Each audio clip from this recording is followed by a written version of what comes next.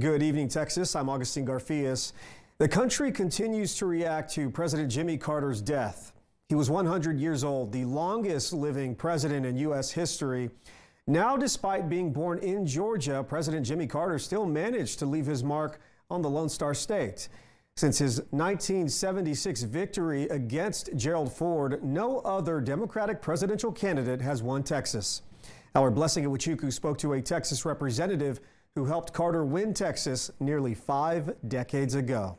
In 1976, this Texas politician was a brand new member of the state legislature. He was just in his 20s when he and others worked to make sure the late President Jimmy Carter got on the ballot in Texas. I am going to motion to table. There is no virtue in keeping a bill clean if to do so means we leave the public at risk. Texas Representative John Bryant says honesty is an important trait for those in his shoes. That the time for racial discrimination is over. Back then and now. So he was a whole breath of fresh air, and we were all excited about him, and our views were the same as his. We wanted to get him elected. We thought he'd make a change for the whole country. It was one of the reasons the Texas Democrat joined forces with his buddy, John Poland, who was his campaign manager back then, as well as many others, to help elect what he and many others would call a then political no-name. ABC now projects Carter is the winner with 272 electoral votes. We organized a slate for Jimmy Carter and got him on the ballot in Texas. Lo and behold, his popularity around the nation skyrocketed, and when he came into Texas, he was on a roll, and he carried the whole state against our own senator. A feat no other Democratic presidential candidate had achieved till this day. I interacted with him a good deal during the campaign.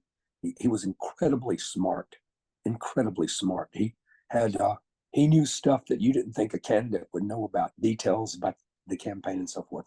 So he was very good in that respect. Poland was the state coordinator for the Texas primary for Carter in the late 70s. Although he says he is semi-retired from political consulting, his buddy, Representative Bryant, got back into the political game in 2022 after nearly 3 decades of private life. Democrats have been in the minority in Texas for 30 years, and the minority in the Texas House of Representatives for 22 years. And I just felt that perhaps if we had some forceful, experienced leadership, that we might be able to start turning that around, and I hope I'm contributing to that. The Dallas Democrat and his Republican colleagues get back to work once the Texas legislative session starts in January. The same month the man he believed in his 20s, is put to rest. Too many of us now tend to worship self-indulgence and consumption. In North Texas, Blessing Iwuchukwu, Spectrum News.